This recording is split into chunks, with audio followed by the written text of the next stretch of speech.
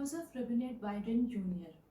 जी हाँ, ये नाम है जो बाइडेन का, जो आज अमेरिका के 46वें सदर की हैसियत से हलफ उठा रहे हैं। व्यूअर्स, जैसा कि आप जानते हैं कि जोसेफ जो हैं वो पैदा हुए 1942 में और उन्होंने तालीम हासिल की है 1968 में साइरस यूनिवर्सिटी से। ये बहुत ही जवां उम्री में पॉलिटिक्स में आ गए थे। बेसिकली एक कानून साज हैं, आप समझें तो। इन्होंने कानून की डिग्री हासिल की है 1968 में साइरस यूनिवर्सिटी से, और इनकी पर्सनैलिटी को समझने के लिए ये बहुत ज़रूरी है कि एक कानून साज हैं, कॉन्स्टिट्यूशनलिस्ट हैं। जैसे कायद-ए-आज़म मोहम्मद अली जिन्ना एक कॉन्स्टिट्यूशनलिस्ट थे, एक कानून साज थे। 1970 में ही ये बहुत जल्द, बहुत नौउम्री में न्यू कैसल काउंटी के जो है वो काउंसलर मुंतखब हो गए थे। और उसके बाद 1972 में 2 साल के बाद ही ये अमेरिका के सबसे ज़्यादा कम उम्र जो है वो सेनेटर मुंतखब हुए थे।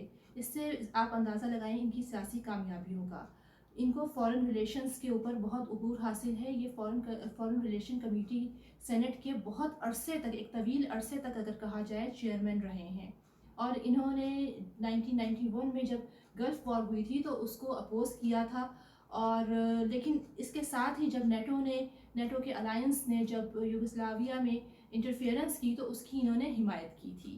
आप इनकी जो है वो फॉरेन पॉलिसी में इंटरेस्ट का, या आप उससे कह लीजिए कि इनकी इन्फ्लुएंस का अंदाज़ा इस बात से लगा सकते हैं कि इन्होंने इराक की जो रेजोल्यूशन पास हुई थी इराक के हवाले से अमेरिकी कांग्रेस में 2002 में, उन्होंने उसको भी जो है उसकी भी फेवर में हिमायत की थी उसकी। लेकिन जब 2007 में जब बुश इंतज़ामिया ने इराक की फ़ौज को वहाँ, जब अमेरिका की फ़ौज को इराक में रहने का, जब उन्होंने कहा था कि इसमें तोसी करनी चाहिए, अभी अमेरिका की फ़ौज जो है वो इराक के अंदर जो है वो स्टे करे, तो उन्होंने इसको अपोज़ किया उस टाइम पर। कि ओबामा एडमिनिस्ट्रेशन का हिस्सा रहे हैं, वाइस प्रेसिडेंट रहे हैं ये, और इनका एक बहुत अहम रोल रहा है अमेरिकी सियासत के अंदर। ये एक कानून साज थे और जुडिशरी कमेटी ऑफ सेनेट के भी ये अहम रुकन रहे हैं। और 1987 से लेकर 1995 तक इन्होंने कानून साजी के अमल में बहुत ही अहम किरदार अदा किया है और कई एक्ट पास कराने में, जिसमें कि एक एक्ट था जो ख़वातीन के ख़िलाफ़ तशद्दुद के बारे में था, उसको भी पास कराने में इनका बहुत अहम किरदार था। इसके अलावा इन्होंने ये गठजोड़ के भी बहुत माहिर हैं, बहुत आराम से पॉलिटिकल गठजोड़ जो है वो ये करते हैं। और इनके गठजोड़ की आप इससे एक मिसाल ले सकते हैं कि इन्होंने इन्होंने कांग्रेस के जो रिपब्लिक के अरकान थे, यानी जो इनके जो अगेंस्ट, इनके जो मुखालिफ जमात, जो कांग्रेस रिपब्लिकन्स जो थे, उनको इन्होंने अपने साथ मिलाया कानून साजी करने के लिए। और टैक्सेशन के बारे में एक एक्ट जो है वो पास कराया जो कि बहुत मशहूर है, ठीक है। और इनकी जो आप काविशों का अंदाज़ा जो है वो इस चीज़ से लगा सकते हैं कि इन्होंने जराइम की रोकथाम के लिए, तशद्दुद की रोकथाम के लिए एक जो है वो गन कंट्रोल टास्क फोर्स भी कायम की थी, जिसका मकसद इस अमेरिका में बढ़ते हुए तशद्दुद के रुझान को रोकना था। तो एक बहुत ही मौसर कानून साज हैं, एक बहुत मौसर पॉलिटिशियन है, एक बहुत मौसर जो है वो सियासतदान, आप पॉलिटिशियन या सियासतदान या आप उनको कह लें कि एक बहुत मौसर शख्सियत है वो, ठीक है।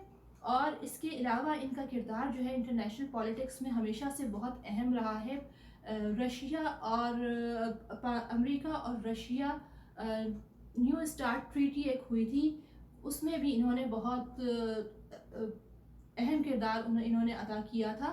और जो बाइडेन का पाकिस्तान के हवाले से जहाँ तक मौक़िफ़ का ताल्लुक़ है, तो इनका उसमें भी बहुत ही दिलचस्प किरदार है। आप हमारे साथ इसी तरह जुड़े रहिए और इंटरेस्टिंग वीडियो के लिए चाहे हमारे चैनल को सब्सक्राइब करें और हमारी वीडियो को लाइक करें। जैसे कि मैं आपको बता रही थी कि इनका बहुत अहम किरदार है पाकिस्तान की पॉलिटिक्स के हवाले से भी। इन्होंने एक दफ़ा एज अ वाइस प्रेसिडेंट जो है ये बयान भी दिया था कि पाकिस्तान हमारे लिए बहुत इंपॉर्टेंट अलाई है, और पाकिस्तान जो है वो हमारे लिए इसलिए इम्पॉर्टेंट अलाई है कि हम लोग जो हैं उनके साथ मिलकर काम करना चाहते हैं अफ़गानिस्तान में, वर्किंग रिलेशनशिप कायम करना चाहते हैं अफ़गानिस्तान में। अभी जैसा कि सेम इसी तरह का बयान आया है इनके जो इन्होंने नामज़द किया है सेक्रेटरी दिफा उनकी तरफ से, और उनका नाम है Lloyd J Austin. Lloyd J Austin की तरफ से भी सेम इसी तरह का जो बयान है अभी आया है सामने, कि उन्होंने भी इन्होंने अभी नहीं लिया है, अभी नहीं उठाया है, शायद ले रहे होंगे या लेने वाले होंगे, लेकिन ابھی بھی ان کی طرف سے یہ بیان آیا ہے. وہ خود بھی ابھی نامزد سیکٹری دفاع ہیں، لیکن آپ اندازہ لگائیں کہ پاکستان اور امریکہ کے لیے افغانستان کے جو ایشو ہے وہ کس قدر امپورٹنٹ ہے کہ انہوں نے ابھی اپنے عہدے کا چارج بھی نہیں لیا، اور ان کے نامزد سیکٹری دفاع نے یہ بیان دیا ہے کہ پاکستان ہمارے لیے بہت امپورٹنٹ ہے، اور پاکستان جو ہے وہ ہمارا ایک بہت اہم الائی رہا ہے ہمیشہ، اور ہم لوگ اس کے ساتھ مل کر جو ہے وہ کام کرنا چاہتے ہیں. اور انہوں نے یہ بھی کہا ہے کہ ہم افغانستان کے ایشو میں پاکستان کی ایک طرح سے مدد چاہتے ہیں، اور پاکستان ہمیشہ ہمارے ساتھ، ہم چاہتے ہیں کہ اس کے ساتھ ورکنگ ریلیشن شپ رہے. اور یہ وہی بیان ہے، یہ وہی اسٹیٹمنٹ ہے جو بات اوباما کی جو ان کی انتظامیہ تھی اس کی اسٹیٹمنٹ تھی. تو کئی حلقے جو ہے اس حوالے سے فکر کا اظہار کر رہے ہیں کہ جی یہ بتائیں کہ جی یہ اب پاکستان کے ساتھ کیا ہوگا، یا پاکستان دیکھیں جی پاکستان ایک آزاد ملک ہے، ہماری ایک اپنی آزاد خارجہ پالیسی ہے. اب وہ وقت گیا جب یہ وقت تھا کہ جی امریکہ کی جو پالیسیز تھیں وہ بہت آرام سے جو ہے امپلیمنٹ ہو جاتی تھی پاکستان جیسے ممالک کے اوپر. اب حالات کچھ اور ہے، اب گراؤنڈ امریکہ کے لیے کچھ اور ہے. اب یہاں پر چائنا جو ہے وہ ایک سپر پاور کی حیثیت سے سامنے آیا ہے، اور بہت مؤثر سپر پاور کی حیثیت سے سامنے آیا ہے. ہمارے پرائم منسٹر جو ہیں وہ صاف کہہ چکے ہیں کہ ہم جو ہے وہ چائنا کے ساتھ کھڑے ہیں، اور چائنا کے ساتھ ہمارا فیوچر وابستہ ہے. ٹھیک ہے، ہم نہ صرف ایک خطے میں ہیں بلکہ ہم ایک روڈ پر ہیں، اور نہ صرف ہم ایک روڈ پر ہیں بلکہ دوحہ ایگریمنٹ کے ذریعے ہم ایک پیج پر ہیں. تو اس سے اندازہ ہوتا ہے کہ پاکستان کے جو ریلیشن چائنا کے ساتھ ہیں وہ بہت ہی زیادہ اس وقت جو ہے اہم مراحل میں داخل ہو چکے ہیں. اور دوسری طرف انڈیا کی جو فارن پالیسی ہے وہ بہت جگہ پر ان کو شکست کا سامنا کرنا پڑا ہے. تو ان نئے حالات میں جو بائیڈن ایڈمنسٹریشن کے لیے ان کے دفاعی ان کے جو بھی یہاں پر جو ان کے پلان بنانے والے ہیں دفاع کے حوالے سے جنوبی ایشیا کا، ان کے لیے ایک چیلنج ہے کہ وہ اب کس طریقے سے یہاں پر اس خطے میں جو ہے وہ اپنی اسٹریٹجی جو ہے وہ چینج کرتے ہیں، اپنی اسٹریٹجی لے کر آتے ہیں. اس لیے کہ یہ انٹرنیشنل پالیٹکس ہے، یہ نام ہے بیسیکلی اسٹریٹجیز کا.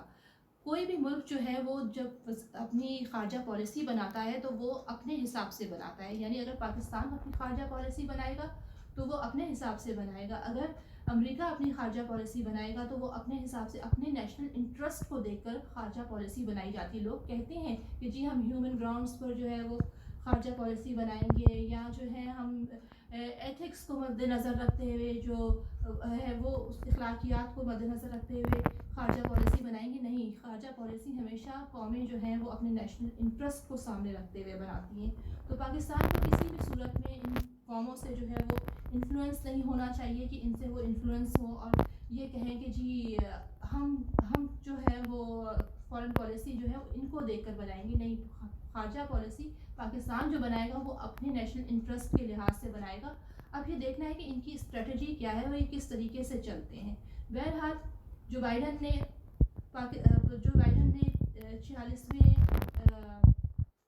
صدر کی حیثیت سے آج عہد لینا ہے. ہم سب یہ دعا گو ہیں اس سلسلے میں کہ یہ جو عہد وہ لے رہے ہیں یہ نہ صرف پاکستان کے لیے بلکہ پوری دنیا کے لیے جو ہے وہ امن و سلامتی کا باعث ہو، اور کسی قسم کی نئی جو وار میں جو ہے وہ پراکسی وار میں جو ہے ہمیں نہ دھکیلا جائے، نہ ہمیں فیسیلیٹیٹر کے طور پہ یوز کیا جائے، نہ خود جو ہے وہ کسی وار میں یہ لوگ گھسے. اور ہم چاہتے ہیں کہ یہ جو بائیڈن انتظامیہ ہے یہ اچھے ورکنگ ریلیشن شپ جو ہیں وہ پاکستان کے ساتھ قائم کرے. اسی کے ساتھ آج کی ویڈیو کے لیے اتنا ہی. پھر انشاءاللہ اگلی ویڈیو میں ملیں گے. اللہ حافظ.